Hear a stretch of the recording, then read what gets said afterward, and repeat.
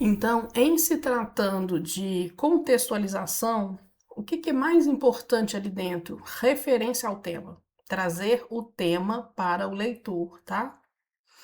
Então vamos lá. Olha o tema aqui dessa redação: Desafios para a valorização de povos e comunidades tradicionais. Então, a gente está falando de valorização de povos e comunidades tradicionais. Na segunda metade do século XVIII, os escritores da primeira fase do romantismo elevaram de maneira completamente idealizada. Então, quando a gente fala em elevação, a gente fala em valorização, dito de outra forma, né? Então, a gente tem aqui uma palavra do tema. De maneira completamente idealizada, o indígena, comunidades e povos tradicionais, aqui, ó. Então, de que a gente está falando? O indígena e a natureza, a condição de elementos personificadores da beleza e do poder da pátria. Quando, na verdade, os nativos, olha só os nativos, de novo falando dos povos, comunidades tradicionais, continuaram vítimas de uma exploração desumana no momento em questão. Tá. E aí a pessoa continua. Sem considerar o lapso, na verdade, eu vou até parar por aqui. Então, nessa contextualização aqui, a pessoa está dizendo que os indígenas, né, lá na primeira fase do romantismo, eles eram elevados, eles tinham lá aquela imagem completamente idealizada e tal. Só que, na verdade, mesmo já naquela época, na verdade, esses nativos, na literatura se fazia uma coisa, se mostrava de determinado modo, mas a realidade era outra, porque ainda assim, mesmo naquela época do romantismo, eles continuavam sendo explorados, né?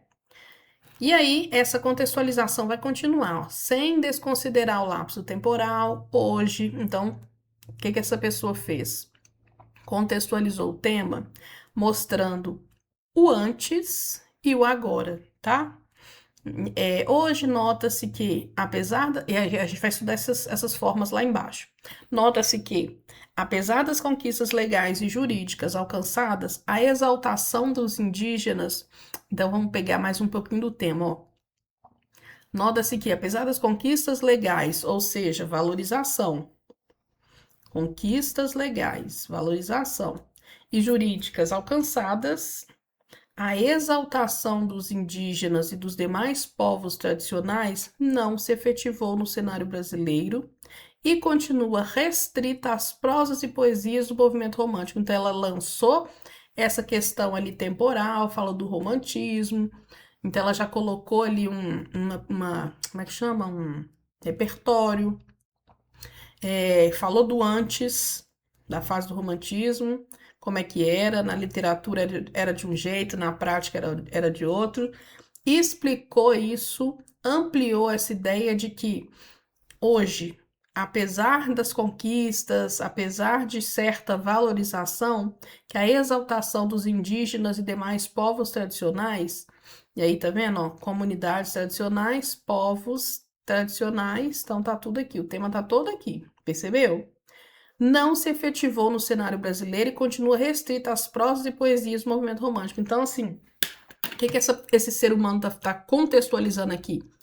Que a valorização dos povos e comunidades tradicionais, assim como na fase do romantismo, assim como lá no século XVIII, ainda hoje, embora alguns avanços tenham ocorrido, que ainda hoje essa narrativa bonita de valorização, né, isso continua sendo visto mais lá no movimento romântico, mais no texto, mais nas poesias, mais na literatura do que na vida prática, tá? Então, assim, significa que pouco se avançou desde aquela época. Isso é uma contextualização. E aí a pessoa veio com a tese dela. Ela não trouxe um fechamento, até porque a contextualização dela ficou enorme e ela não trouxe um fechamento. Tudo bem? Ok? Ok. A tese que eu não vou entrar agora não, tá? Mas eu só queria te mostrar a contextualização. Perceba que nas 3 linhas iniciais, a aluna apresenta o tema da redação por meio de um contexto histórico, né? Ela trouxe aí a primeira fase do romantismo, que já entra como um repertório. ela traz a literatura. Além disso, na explicação desse contexto, ela faz referência a elementos do tema, como indígena e nativos. Então, assim, a contextualização dela ficou completinha. Tá? Ela trouxe ali um contexto histórico, explicou esse contexto histórico, trouxe elementos do tema para a redação dela, para a introdução dela. Ela não copiou descaradamente aquele tema. Ela foi trazendo elementos, palavras do tema e colocando ao longo da introdução dela, né? Ao longo dessa contextualização, tá? Sem ficar aquela cara de copiou-colou. E agora até. Então, essa é a contextualização que a gente vai aprender essas formas de fazer lá embaixo, tá? Daqui a pouco a gente entra nisso.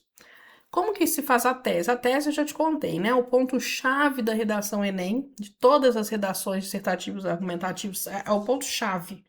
O ponto mais importante.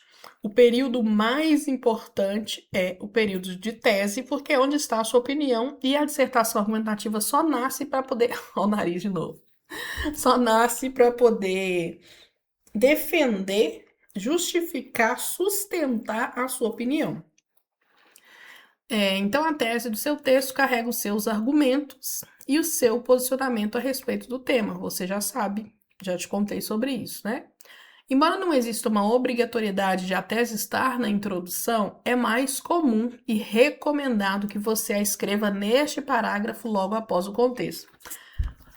Duda, em várias técnicas de texto, a gente vê sendo ensinada a tese até mesmo diluída ao longo da redação. Só que isso aí já não faz mais parte do mundo de concurso público, nem do mundo Enem, tá?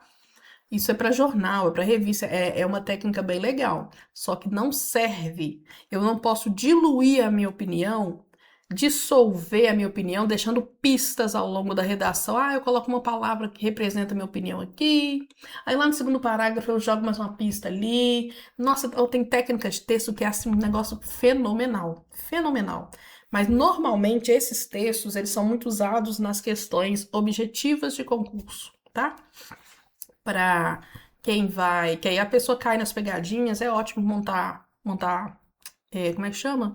Questão objetiva de interpretação, de compreensão de texto, com esses textos que a gente chama de... Não vou nem te explicar isso, não, porque eu já entrei em outra coisa, deixa pra lá. Mas o que você precisa fazer na sua redação Enem é colocar, porque eu vou viajando, que eu acho tudo tão bonito. Mas vamos voltar pra cá. Você precisa colocar na sua tese o seu argumento, ou melhor, a sua visão, que você acredita, como você enxerga o termo modalizador que vai demarcar sua opinião, demarcar sua visão. Além desse termo, você tem que colocar os seus argumentos, tá? Os dois argumentos que vão ser desenvolvidos lá nos parágrafos de desenvolvimento, tá bom? Embora não exista uma obrigatoriedade até estar na introdução, até essa aqui a parte eu já te contei. Não é obrigatório, de fato, que a sua tese apareça na introdução. Mas pense comigo, para aquele tipo de leitor que eu te contei, cansado, estressado, que tem um mundo de redação para entregar depois de um dia inteiro de trabalho, então assim, ele já não aguenta mais nada, ainda tem que sentar na cadeira para ler pelo menos 160 textos por noite. Então, assim, ele não tem tempo para ficar encontrando, buscando, pesquisando, investigando qual é a sua opinião. Ele quer a sua opinião assim, ó, demarcada o mais rápido possível. Ele quer achar a sua opinião, tá? Então, entregue isso para ele dessa forma. Contextualize, traga o tema, dê sua opinião, os argumentos e feche. Pronto, é uma introdução bem prática, bem técnica e que demonstra tudo que o examinador precisa encontrar nessa parte do texto, tá? Ela entrega tudo isso direitinho para ele. Quanto às linhas da sua tese, dona Duda, no máximo, estourando, e aqui já tá grande, 3 linhas. Eu nem gosto de tese de 3 linhas, melhor seriam 2,5, tá? E lembre-se de articular com o conector após a contextualização do tema. Já te contei lá em cima, o nariz de novo. Já te contei lá em cima que tudo precisa ser articulado. Respirei, botei ponto final, articulei. Toda sagrada vez, toda sagrada frase da sua redação terá que ser articulada. E eu reforço isso na aula que a gente vai falar sobre conexão, tá? Sobre coesão textual.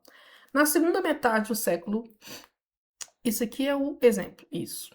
Aqui é mais um exemplo, tá? Agora a gente vai falar da tese.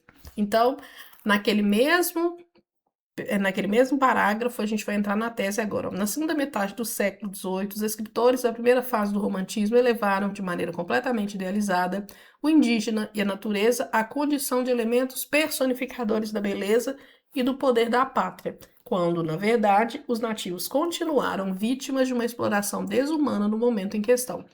Sem desconsiderar o lapso temporal, hoje nota-se que, apesar das conquistas legais e jurídicas alcançadas, a exaltação dos indígenas e dos demais povos tradicionais não se efetivou no cenário brasileiro e continua restrita às prosas e poesias do movimento romântico.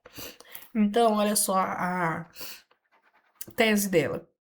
A partir desse contexto, quando ela usa desse com dois S's, ela já está articulando, tá? Desse contexto que ela mostrou aqui agora, a partir desse contexto, essa contextualização que ela falou aqui agora, que ela me explicou, é imprescindível para ela, não para mim. Então, imprescindível é a opinião dela, é o marcador dela, é o modelizador dela.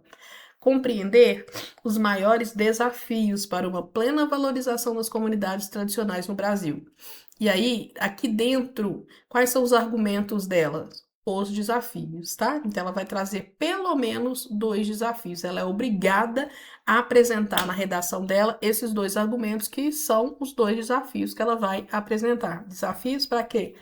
Desafios para se valorizar essas comunidades, tá? Hoje em dia. Então, isso é a tese. E essa pessoa, ela não apresentou um fechamento, ela fechou o parágrafo dela com a tese. Então, nessa introdução, a gente só tem contexto e tese, tá bom? E tá tudo bem. Lembra que eu te contei lá na aula de, acho que de tese mesmo, eu te contei que muitas vezes, ou na aula de paragrafação, não sei, mas eu te contei que muitas vezes o parágrafo, ele não vai ter um fechamento, ele não vai ter uma conclusão, principalmente quando ele é parágrafo de introdução. Porque aqui, se ela lança um fechamento, esse parágrafo vai ficar enorme, ele já tá grande. E se ela colocar um fechamento aí, acabou. Acabou. Ela vai perder ponto. O parágrafo dela vai ficar imenso. Não pode. Perceba que após contextualizar o tema, a estudante traz uma contraposição do contexto com a realidade brasileira, que foi o que ela fez, né? Ela trouxe ali o contexto, falando lá da questão da época, de como é que era, então ela contrapôs isso, falou da época do romantismo e do agora, o contexto com a realidade brasileira, e aponta ser necessário compreender os maiores desafios para uma plena valorização das comunidades tradicionais no Brasil. Essa é a tese que foi escrita de maneira implícita. Implícita por quê? Porque ela não abriu quais são os desafios, entendeu? Ela não colocou assim, ó, compreender os maiores desafios que são X e Y. Não. Ela deixou implícito aqui, ó, os 2 desafios. Mas a gente sabe que o que virá na redação dela, o que virá no desenvolvimento dela, os 2 desafios. O examinador não tem surpresa nenhuma, então ele sabe que ele vai encontrar esses 2 desafios desenvolvidos, tá? Então é isso. E o fechamento? Como é que funciona o fechamento? Duda do céu, meu nariz não para de coçar. É alergia. Meu Deus do céu. Não sei se eu acabei de tomar um remédio. Não, pelo amor de Deus. E o fechamento, como é que funciona? Consiste em uma breve anunciação da proposta de intervenção. Isso aqui é muito legal, sabe? Toda vez que o parágrafo de agora, o parágrafo que eu estou escrevendo, finaliza dando uma prévia do que virá ao longo do outro parágrafo ou ao longo de algum outro parágrafo, fica muito legal. Então, esse fechamento... Nossa, eu vou ter que parar por causa do meu nariz. Espera aí.